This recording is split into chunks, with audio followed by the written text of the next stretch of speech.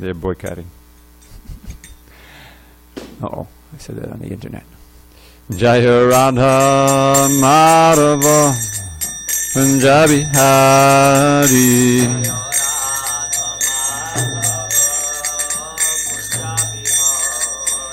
Jaya Radha Madhava Punjabi Hari.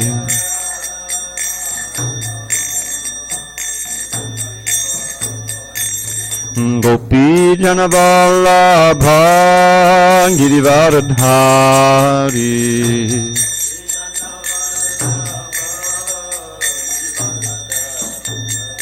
Jai Gopi Jana Vallabha Girivaradhari.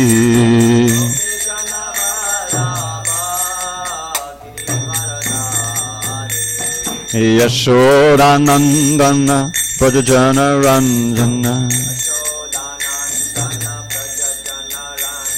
Yashodanandana Prajajana Ranjana. Yamuna Tira Vanachari. Yamuna Tira Vanachari. Jaya Radha Madhava Kunjabi Hari.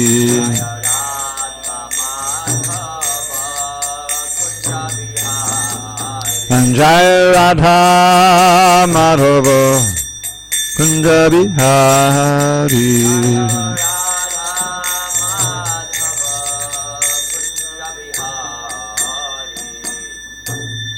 Jai Om Vishnupad Paramahamsa Padurikacharya Ashtotar to the Srimad Divine Grace Srila A.C. Bhakti Vedanta Swami Prabhupada Ki Jai. ISKCON Ki Founder Acharya Srila Prabhupada Ki Jai.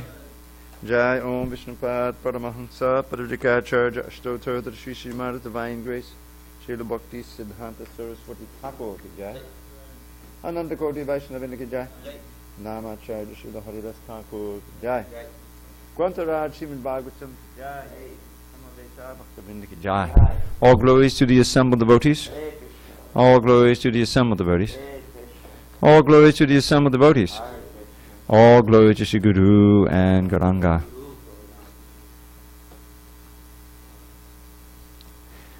Narayanam namaskritya Narang chaiva narottamam Devim Saraswatim Vyasam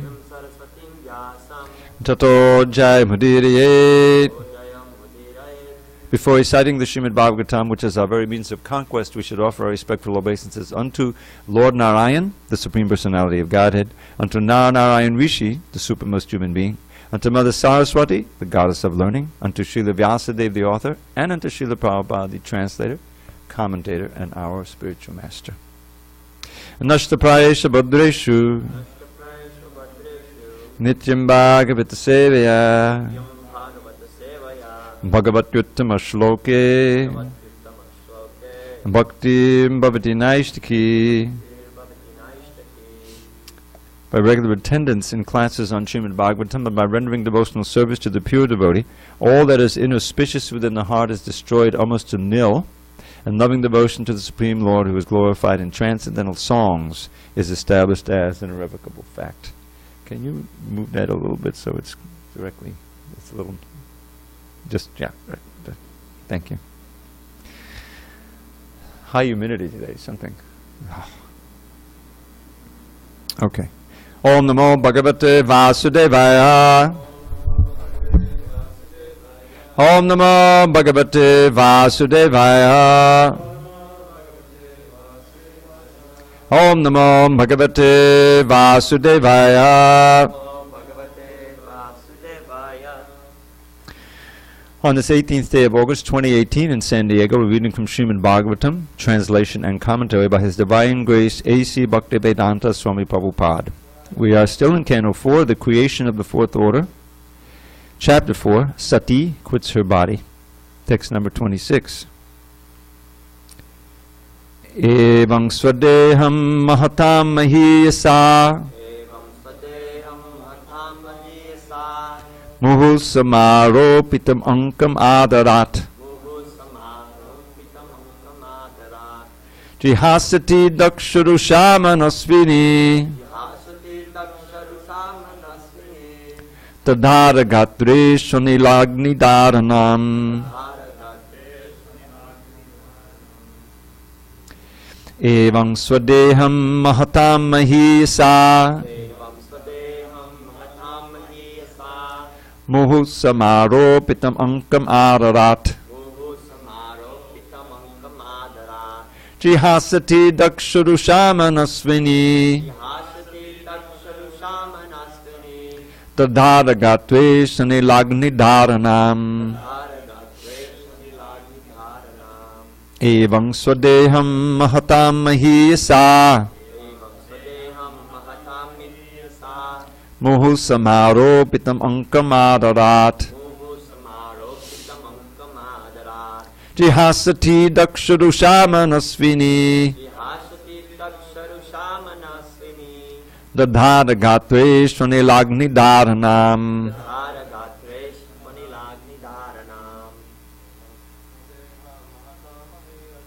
Evam swadeham mahatam mahisa. Muhu samaropitam ankam adarat. Jihasati dakshurushamanasvini. Tadhara gatve sanilagni dharanam. Evam swadeham mahatam mahisa.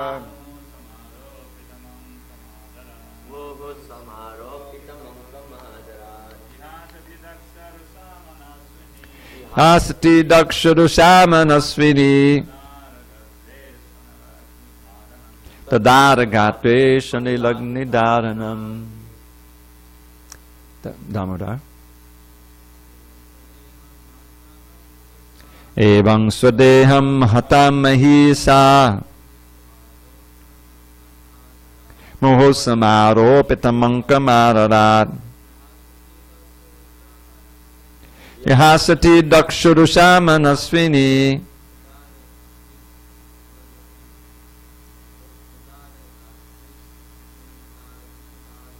Tadhara gatve sanilagni dharanam. Chakna. Evam swadeham mahatam mahisa.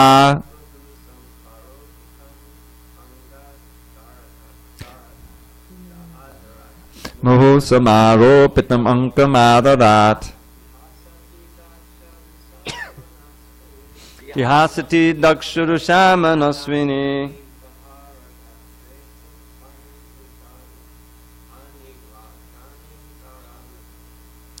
Gatre sanilagni dharanam. Sorry.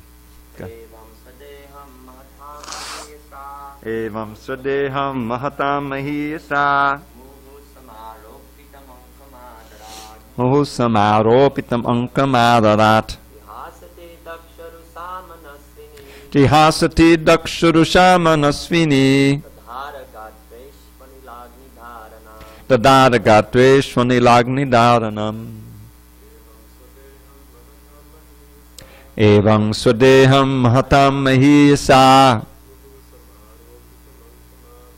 Muhu samaropitam ankam adarat. Jihasati dakshurushamanasvini. Tadhara gatve swanilagni dharanam. Evam. Thus, swadeham, her own body, mahatam, of the great saints, mahiyasa, most worshipful, mahu, again and again, samaropitam, seated, ankam, on the lap, adarat, respectfully, jihasati, wishing to give up, dakshurusha, due to anger towards daksha, manasvini, voluntarily, dadara, placed, Gatreshu, on the limbs of the body, Anila Agnidaranam, meditation on the fire and air. Translation. Thus, in order to give up her body, which had been so respectfully and affectionately seated on the lap of Lord Shiva, who was worshipped by great sages and saints, Sati, due to anger towards her father, began to meditate on the fiery air within the body. Purport. Lord Shiva is described herein as the best of all great souls. Although Sati's body was born of Daksha, Lord Shiva used to adore her by sitting her on his lap. This is considered a great token of respect. Thus Sati's body was not ordinary, but still she decided to give it up because it was the source of unhappiness because of its connection with Daksha. This severe example set by Sati is to be followed. One should be extremely careful about associating with persons who are not respectful to the higher authorities. It is instructed, therefore, in the Vedic literature that one should always be free from the association of atheists and non-devotees, and should try to associate with devotees. For by the association of a devotee, one can be elevated to the platform of self-realization. This injunction is stressed in many places in Srimad Bhagavatam. If one wants to be liberated from the clutches of material existence, then one has to associate with great souls. And if one wants to continue one's material existential life, then one may associate with persons who are materialistic. The materialistic way of life is based on sex life. Thus, both becoming addicted to sex life and associating with persons who are addicted to sex life are condemned in the Vedic literature, because such association will simply interfere with one's spiritual progress. However, association with great personalities, devotees who are great souls, will elevate one to the spiritual platform. Sati Devi decided to quit the body she had obtained from Daksha's body, and she wanted to transfer herself to another body so that she might have completely uncontaminated association with Lord Shiva. Of course, it is understood that in her next life she would take birth as the daughter of the Himalayas, Parvati, and then she would again accept Lord Shiva as her husband. Sati and Lord Shiva are eternally related. Even after she changes her body, their relationship is never broken. Om Jnana Timirandasya Jnanandjana Shalakaya Chakshu Unmilitam Mena Tasmai Shri Gurave Namaha. I was born in the darkness of ignorance, but my spiritual master Srila Prabhupada opened my eyes with the torchlight of knowledge. I offer my humble obeisance unto him and to all members of Shri Parampara. So I want to apologize for these two in a row. Usually we don't have two classes in a row, but Balaram is traveling, so last minute he asked me to give. So Sati is now on the verge of completing this self-immolation project. She's explained why, and that is because she doesn't want to be associated anymore with Daksha. Daksha is a father, and the body comes through the father and the mother. So because of all of this disrespect that Daksha has shown to Shiva, and this conflagration that has been building, not just in Sati's body, but between the followers of Shiva and the followers of Daksha, we've already had a big confrontation in the other sacrifice, and now this, you'll see what happens in a few verses. It just blows up into a big holocaust. So Sati is, after having explained how glorious Lord Shiva is and how wrong Daksha is to disrespect him, she's now carrying through. I mean, she has the power to do it. She's well versed in the yoga arts. And as we've explained in previous verses, by manipulating the air within the body, one can attain all kinds of yogic siddhis, and one of these powers is to invoke the fire element, and she's going to do that in her own body. Now, Prabhupada makes the point in this purport, first of all, that Sati's body was very special because it was kept by Lord Shiva on his lap, And so, even though she's going to destroy that body, she's eternally associated with Lord Shiva. So she will then be reborn as Parvati, the daughter of the Himalayas, and continue. But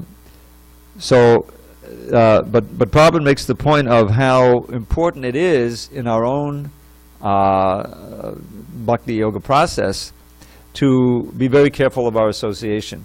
On the positive side, by associating with pure devotees, one becomes purified, one becomes inspired to practice devotional service. And on the other side, by associating with materialists, one is contaminated. And I can see the verse Prabhupada is referring to here. He says this in many places in the Bhagavatam, it is stressed, and one that Prabhupada is referring to is in Rishabhadev's teachings, this famous verse, Mahatsevam Dwaram aho vimuktes Tamo dwaram yoshitang sangi sangam. Now there is that famous word we've been talking about, sangha. So in this verse, Lord Rishabhadev says, by serving the Mahatmas, the great devotees, that opens the doors to liberation. Now what does that mean? It means that one's desires become purified.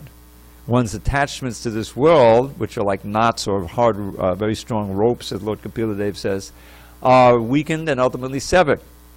And one's attachment to the Mahatmas, and through the Mahatmas, the process of devotional service and Krishna, strengthened and strengthened. That's liberation. Liberation is not something that we try separately. That's automatically comes from Bhakti Yoga. On the other hand, Tamo Dwaram. Who can guess what Tamo Dwaram means? You know. The doors to darkness, in other words, the doors to hell, are open by Yoshitang Sangi Sangam. Yoshitang Sangi Sangam. He doesn't even say Yoshitam. What he's saying is by association with those who are attached, Sangi, or closely associated, attached with women. Even that is so contaminating. Because the modes of nature and these attachments, they're a part of the subtle effect of association. When we're just reading chapter 17 in the evening classes now, and we've read about the different kinds of foods. Now, anyone can understand that what you eat, how you eat, where you eat, who you eat with, this affects not only your body, but it affects your whole consciousness. You know, I mean, I used to, you know, growing up, I mean, I used to go to Chinese restaurants. Why not? You know, let's do Chinese. But you go to Chinese restaurants and they feed you stuff that they've made in the back there. I don't even want to, you know, unmentionable, with plenty of monosodium glutamate, you know, which itself agitates your mind. And you come out of there a different person. You know, you're affected by that environment, not just eating the food, but who prepares it, the conscience prepared it, and the people around you, what you're hearing and all that. It's all a total experience. So that's true of anything. Music you hear, people you hang out with, where you go, the places you go. So the most important thing is the people you associate with. That's very, very important, in fact. So here in this verse, Rishabhadev says, Mahat Sevam, by serving the Mahatmas, one that opens the doors to liberation. Conversely, by ignoring the Mahatmas and associating strongly with materialists, you go downward. Now then the next question is, and the verse isn't over yet, that's just 2 lines, who are the Mahatmas? So then Mahantasta te samachitta prashanta avamanyavak suridaksadavoye. He described these are the sadhus, the same. So the Mahantas, or the sadhus, or the Mahatmas, samachitta. The first thing is very peaceful. Now why are the devotees so peaceful? Lord Chaitanya explains. Krishna bhakta nishkama ateva shanta. Because they don't want anything in this world. Isn't that what Krishna says? Vihaya kama niksavan pumang chadri nikspaha nimamolarahankara sashanti madigachati. It's all very scientific. Krishna says right in the 2nd chapter. Giving up all kinds of material desire. Sarvan, this word comes again and again. You can't just, you know, give up A, B, C, and D and really hold on to F, G, H, and I. That's not going to work. Sarvan. The only way to give up all the material desires is to dovetail your desires with Krishna. That's why those who are after liberation, they're not really liberated, because they desire the liberation so much. That's a kind of kama, according to Prahlad Maharaj, mukti kama. So therefore, Lord Chaitanya says in the next line, bhukti mukti siddhi kami sakala ashanta. Very interesting. With three words, he covers all varieties of material desire. Bhukti, vast majority. Unlimited varieties of gross and subtle sense gratification. But then there's also the siddhi kamis. Kamis is one who ardently desires something. The yogis, they give up more than we could give up. Go off to the Himalayas, hardly eat anything, no sleeping, Why? It's the material desire. I want this siddhi, I want to live for a long, long time, I want to go to this planet, I. It's not bhakti. That could be integrated into bhakti in a different age, basically. But Lord Krishna describes in chapter 6. But generally speaking, as Lord Chaitanya says here, siddhi kamis. And then there's the mukti kamis, who understand that nothing in this world is good because it keeps you bound to birth and death. Even some siddhis that you have, going to some planet, Janaloka, Tapaloka, it's all in the material world up to Brahmaloka, are all places of death, right? According to Brahma Bhuvanaloka. So, let's get mukti. But they're averse to serving the lotus feet of Krishna. Their intelligence is not purified. You know that verse, Yen Yeda Vindaksha Vimukti Maninas. Avashuddha Buddhiya. Intelligence is not purified because there's that lingering personal desire for liberation. Now let's think of this word liberation a minute. Liberation, we experience that all around us. The main point of liberation is cessation of all miseries. Well, people are trying to do that all the time. Material life means trying to minimize the suffering, right? So if your whole consciousness is maximizing the material pleasures and minimizing the material suffering, then you're tightly bound in this world. That's ordinary life, you see. But devotees, we want to maximize the pleasure of Krishna and leave the suffering mitigation up to him, you see. And Kapila says, if you're actually absorbed, the mind, in serving me and glorifying me, you won't feel the suffering so much. Tapanti vividastapa naitan mangata chetasa. Because the mind is gone to me. And he arranges to minimize things. There also might be a point where he's moving you along by giving you some suffering. That's another thing. Like Kunti says, in order to make you detached, because you're still attached to something. But the point is that devotees are peaceful. You can remain peaceful even in the greatest difficulty. Just think of Prahlad Maharaj. Right? He was in the greatest difficulty, yet he was shanti, because he was absolutely 100% absorbed in samadhi and thinking of Krishna and the Sringadev. So, then he describes Rishabhadev, who are the Mahanta. The Mahants or the Mahatmas. Mahantas te samachitta prashanta vimanyavak. Now, interesting, this is a great, if you look it up in the book, I remember when I first read this.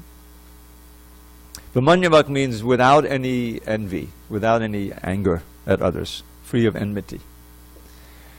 Prabhupada has a part of the purport right in the word by words. If you don't read the word by words, you're not going to get it. It says, one has to remain free of anger. One has to approach people and try to give them Krishna consciousness and not be angry when they refuse. That's all in the word by words. It's important to read those. That's why being merciful and being tolerant go hand in hand. Titikshava karunika. In another place, Kapila Dev says, the quality of the sadhus or mahatmas is to be tolerant and full of compassion. And suridak sarvadehinam, which is also there in Rishabhadev, meaning feel one's kinship, friendship with every living entity, especially human beings who you can actually awaken to Krishna consciousness and try to give them Krishna consciousness. This is actually the heart of a Vaishnava. And such a Vaishnava is very peaceful. Someone opposes him or gets angry, you can remain equipoised because you're not identified with the body. So these are the Mahatmas or the devotees whom we should covet the association of. Because their association, by their association, we become inspired to practice devotional service, to take up devotional service. That's their ardent desire. That's what they're trying to do. I've been rereading the Srila Prabhupada Lilamrita, and you can see, you study Prabhupada's life. So much disturbance from this, it describes, and we're going to get really nice detail when Giriraj Swami book comes out soon. This saga of getting the land in Juhu, you know? The Prabhupada, at a certain point, you know, Mr. Nair, he's called Mr. N in the book, I don't know, for legal reasons or something. He was being very friendly and to the devotees. He's a con man, you know. And Prabhupada was also, there was meeting with Prabhupada and offering, you know, and glorifying and all this stuff and praising. And but at a certain point, it became very clear that he was trying to cheat. And Prabhupada is traveling around the world. He's in different parts of India and America, you know, getting all this news, disturbing news. So he said, okay, I'm going to send my leading men there, you know, to handle this. And Tamal Krishna Maharaj, Shamasundar was there, I think Brahmananda, Giriraj Maharaj was already, he wasn't Maharaj there, and I think he was already there. Yeah, so they met, you know, and meanwhile, a very difficult situation. At that time, Juhu was a remote corner. You know, it was all overgrown. The devotees were living there. There were mosquitoes, rats everywhere, you know. And so they met together and they decided this project is not going to really happen. You know, get off the ground. And they gave the land back. Luckily, no money was changed hands, so Prabhupada was able to solve the situation. But no one could see except Prabhupada that this was what it was going to be today. You know. And I'm speculating here, but that just as in Vrindavan was a sleepy village, you know, very beautiful and rustic, you know, ideal, you know. And then Prabhupada came with his followers, Westerners, you know, and then he bought the temple, built the temple there. And gradually, because of the growth of the Hare Krishna movement, more and more and more pilgrims started coming, you know, thousands. And you know, and that means money, and that means value, and so Vrindavan built up. A similar thing maybe happened in Juhu. You know, when Krishna came there and the temple went up. I was there in '78, just after it opened up. End of '77, actually, just before it opened up. But seeing the towers, Prabhupada wanted these first-class hotels. You know, it was unique in Juhu at the time. But then, you know, all the devotees came, and so it helped build up the place. They couldn't see that, and so they almost ruined everything. So I'm just in the middle of the part where Prabhupada is going. Dr. Nair had his heart attack, and then it was his wife, who apparently ordered the demolition of the temple. That's what it's portrayed in the book. I thought it was he who did it. Anyway, it's a tremendous adventure. But here's what I'm getting at in reference to the verse, how the Mahatmas, you know, the great devotees like Srila Prabhupada, in spite of all this going on, he's still preaching everywhere. He's in L.A., he's meeting with people, he's writing his books. But at the same time, he's thinking of Bombay, you know, and he's able to, you know, stay. I mean, I would have been a nervous wreck. I could never, you know. Devotees left. A lot of devotees left. They couldn't take it. You know, it was too difficult. So these are the great souls we should covet, you know, their association. And Prabhupada is making that point of, especially if you associate with the materialists, if nothing else, they're not going to respect those who we know are most respectful. And at a certain point, you're going to hear disparaging things and get that mood. It can be very damaging. So when we go out or preach, Prabhupada actually makes this point on a tape. So what about when because you know, book distributors go out, how are they not associating? We're enjoying not to associate, even see the faith in the face of the materialist. We're not actually associating with them. We're giving them our association. You're not listening to their nonsense and getting their thing. This is not what's called sangha. They're getting your sangha, you're not getting their sangha. And this is the best thing for them. They're getting Prabhupada's sangha. If they get a book especially, you know, that's what we're trying to give them. But it is a risk. That's why Prabhupada wanted the devotees, ideally, to be able to go on pilgrimage once a year, recharge the batteries, just do hearing and chanting, associate with all devotees and senior devotees and all this kind of thing. You know. And when he was there, of course, to associate with Prabhupada. So that's the program. At least, you know, the idea was every morning, you know, you have this very intense morning program which Prabhupada set up. It's basically like a 4-hour program with all of the 5 most important elements of devotion. from the nectar of devotion. Associating with devotees, chanting the holy name, hearing Srimad Bhagavatam with the devotees, living in a holy place, and worshipping the deity with great reverence and affection. Those 5, if we take advantage of them every morning, that will keep us strong. Especially if we have some evening program, some kirtan, and I try to keep the class going, you know. At least wherever you are, you know, I don't know what you do out on the road, but you know, at a certain point in the evening, also have some reading, some, you know, association, but to speak of the one. So that's what Prabhupada is making his point about association very, very clearly here. Association with great personalities, devotees who are great souls, will elevate one to the spiritual platform. This is the basic principle of devotional service. In fact, the whole process of devotional service you can really define in terms of Sangha. When you chant the holy name, when you chant Hare Krishna, we know philosophically, you know, and hopefully to realize that that is Krishna. Abhinatvam nama namino. There's no difference between the name and the named. So just by being conscious of Krishna, Krishna purifies, Krishna inspires, Krishna certainly draws himself to you. You know, the whole process is one of choosing one's Sangha, of maintaining that association with Krishna by being as Krishna conscious as possible, and glorifying and serving, and in this way feeling his presence. And as soon as we turn away, bhayam dvitiya banavesha daksyat ishadapetasya, then fear arises, then disturbance arises, and certainly material desire arises when we willfully, you know, give up our Krishna conscious sadhana. We shouldn't think that we can play, you know, like play footsie with Maya, you know, because Maya is ready at an instant to draw you away from Krishna. And what happens is you slack off on the sadhana, you become more prone to be affected by the modes of nature, and that means that you're more prone to offend the devotees if there's some friction, and that's, depending on the seriousness of it, can be fatal. You know, it certainly will damage your devotion, weaken you.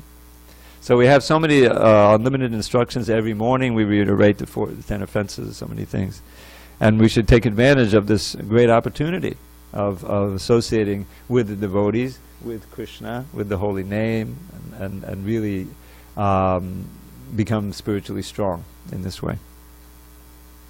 So I'm going to read this verse again, this translation. Thus, in order to give up her body, which had been so respectfully and affectionately seated on the lap of Lord Shiva, who was worshipped by great sages and saints, Sati, due to anger towards her father, began to meditate on the fiery air within her body. Any comments, questions? Please, Maharaj. If you could, yeah, give it. Hare Krishna. Perhaps you could explain or elaborate on the sequence of how being offensive, abrasive, demeaning to devotees, one's devotional life dries up. Okay. How does that work? Well, and what are kind of the symptoms, or how? Well, as someone who's victim to that syndrome, I'm asking for help. Well, I'm victim to it also. The thing is, what we tend to forget is, because we're always thinking that, well, I'm doing something and that's causing me to, you know, I do a certain number of push-ups, I get stronger. I eat certain food, it has an effect on you. That it's, we're doing everything. But Bhakti Yoga is really, it's like a whole thing like a prayer. We receive the blessings of the pure devotee. He reaches out as a representative of Krishna, as Prabhupada did. And now we have, so many facilities. But what's happening is that if we take advantage of, and we nicely relate to the holy name and devotees, even for a little bit, even for a beginning, then Krishna reciprocates from within the heart. And Krishna is giving us the inspiration. Tesham satati yuktanam. I give them the intelligence by which they can come to me. So that works on every level. Krishna sees, oh, they're taking one step to me, I'll give 10 steps to them. Because there's some favorable thing going on here. So that works at every step, at every level. Krishna is reciprocating exactly to how we're approaching him. So when we are careless and we allow ourselves to commit offense, especially against other devotees, then Krishna, that's very displeasing to Krishna, more so than even offending him directly. And so you lose, depending on the seriousness of it, a certain amount of your attraction and inspiration to practice Krishna consciousness. It becomes harder to chant. There's no taste. I'll tell you, I had a personal experience of this. Way back in 76 or 7, I was in LA at the time, and I had some role in helping to counsel the bhaktas. I forget what it was, but I was always talking to them. And one of my bhaktas, one of the bhaktas came and to me and said, "Oh, Dravida Prabhu, you know, I've lost all my taste. What happened, you know?" So what did you do? He said, "Well, yeah, I had a fight with a devotee." He actually had a physical, you know, it cost him. I forget why. He said, "Oh, Prabhu, this is very dangerous. You have to go to that devotee and beg forgiveness, you know, and reconcile with the devotee." So I think maybe the next day I came back and he was still bedraggled, you know, miserable. I said, "What happened?" I said, "I couldn't do it, you know, I couldn't do it." I said, "If you don't do it, you know, you can," and exactly that happened. He lost all his taste, you know. And I've seen it in other devotees, you know. And I've seen it myself, if you're not careful. So this is how, and then what happens? If you don't have taste for Krishna consciousness, then that taste is going to go to Maya. It's a syndrome, you see. And at a certain point, you go like 180 degrees. We've seen, unfortunately. Suddenly, Krishna consciousness seems like a big myth, and you know, the science book, the physics book look like reality. And then you just go off and you commit all kinds of offenses and you're covered over again. So what it is that is Krishna responding to every one of us. And as Lord Chaitanya says, it's like inviting this mad elephant into your carefully tended garden. And what is it, the garden? It's a garden of creepers, creeper of desires. You know, we still have those weeds. You know, we're trying to starve and get uplift the weeds of other desires we've cultivated in previous lives. But the bhakti creeper, if it's nice and strong, you know, that will be overwhelm all the, and eventually the weeds will die. But if we're not careful, we'll do great injury to the bhakti creeper of desire, and those other weeds will feel strength and they'll overwhelm. And that's the way I understand it. Yeah. Hare Krishna. Any other comment, question? Haribol. Let's end on time. All glories to Srila Prabhupada. Hare Haribol.